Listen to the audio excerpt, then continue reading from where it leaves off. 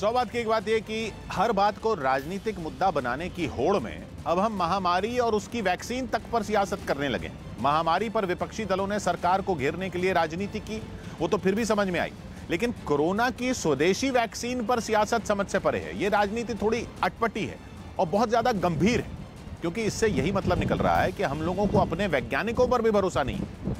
BJP ने corona की देश में बनी वैक्सीन पर सवाल उठाने वाले विपक्षी दलों पर देश के वैज्ञानिकों की बेइज्जती करने का आरोप भी लगा दिया है।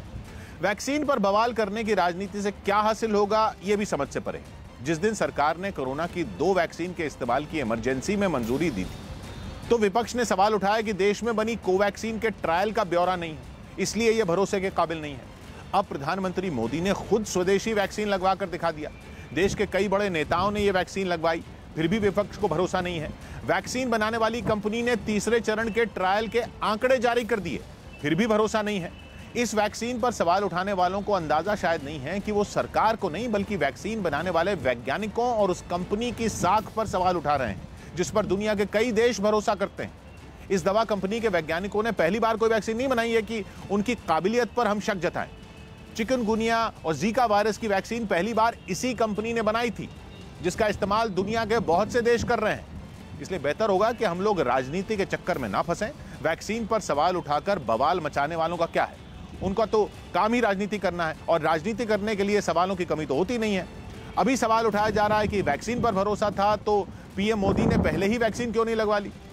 पहले लगवा लेते तो यह सवाल उठाया जा सकता था कि कोरोना से जंग लड़ने वाले फ्रंटलाइन वर्कर से पहले खुद क्यों वैक्सीन लगवा ली। ऐसे राजनीतिक सवालों का कोई और छोर नहीं होता। इन सवालों का एक ही मतलब होता है कि सरकार की नीति और नीयत को लेकर जनता के मन में संदेह पैदा कर दिया जाए। राजनीति इसी का नाम है, लेकिन जो राजनीति लोगों की जान बचाने वाली दवा पर भी शक पैदा कर दे, वैसी राजनीति का क्या काम और क्या फायदा। उत्तर प्रदेश के बरेली से एक दहशत से भर देने वाला वीडियो सामने आया, जिसमें 2 गुटों के बीच जमकर पथराव हुआ और लाठियां चली। बताया गया कि वहां एक घर में सगाई का कार्यक्रम था, जिसमें दोनों गुटों के बीच किसी बात पर विवाद शुरू हो गया, जो देखते ही देखते खूनी झड़प में बदल गया। दोनों गुटों के बीच जमकर पत्थर चलने लगे। एक गुट के लोगों ने लाठियां लेकर दूसरी तरफ के लोगों पर हमला कर दिया। जवाब में दूसरी तरफ के लोगों ने भी जमकर पथराव किया। कुछ लोग तो छतों से भी पत्थर फेंकते नजर आए। इस संग्राम में महिलाएं भी पीछे नहीं रहीं, उन्होंने भी खूब पत्थर बरसाए। इस बवाल में एक बुजुर्ग घायल हो गए, जिन्हें किसी तरह वहां से निकाला गया। जानकारी मिलते ही पुलिस भी वहां पहुंची, लेकिन लोगों के सिर पर तो खून सवार था, उन्होंने पुलिस की भी नहीं सुनी। काफी देर तक उनमें यह जंग जारी रही। इस लड़ाई में दोनों तरफ के कई लोग घायल हो गए। बदतमीजी हम लोगों ने रोकने की हमारे देवर ने रोकने की कोशिश करी, उन लोगों ने हमारे साथ में हाथापाई करी, पथरावबाजी करी। झड़प का वीडियो सामने आने के बाद पुलिस ने भी मामला दर्ज कर कार्रवाई शुरू कर दी। 10 लोगों को गिरफ्तार किया गया और इसमें कड़ी से कड़ी कार्रवाई भी की जाएगी। बाद में जिले के एसएसपी अस्पताल पहुंचे और घायलों से मिलकर उन्हें कार्रवाई का भरोसा दिया और बोर्ड ऑफ इंटरमीडिएट एजुकेशन के दफ्तर के सामने पहुंचकर नारेबाजी करने लगे। फौरन प्रदर्शनकारियों को काबू में करने के लिए पुलिस के भारी इंतजाम कर दिए गए। आगे बढ़ने की कोशिश कर रहे प्रदर्शनकारियों से पुलिस की धक्का मुक्की शुरू हो गई। कुछ देर चले हंगामे के बाद पुलिस ने प्रदर्शन की अगुवाई कर रहे नेताओं को हिरासत में लेना शुरू कर दिया। एक एक नेता को पुलिस वाले जबरन खींचते हुए पुलिस के एक ट्रक में बिठाने लगे। तभी कुछ प्रदर्शनकारियों ने जमीन पर बैठकर नारे लगाने शुरू कर दिए। इस दौरान लगातार तेलंगाना के मुख्यमंत्री केसीआर के विरोध में नारेबाजी होती रही। सड़क पर जमे प्रदर्शनकारियों को भी पुलिस वालों ने घसीटते हुए ले जाना शुरू कर दिया। एक एक प्रदर्शनकारी को सड़क से उठाकर ट्रक तक ले जाने में 4 पुलिस वालों को मेहनत करनी पड़ी। बीजेवाईएम का एक नेता तो सड़क पर लेट ही गया, जिसे उठाने के लिए पुलिस वालों को कड़ी मशक्कत करनी पड़ी।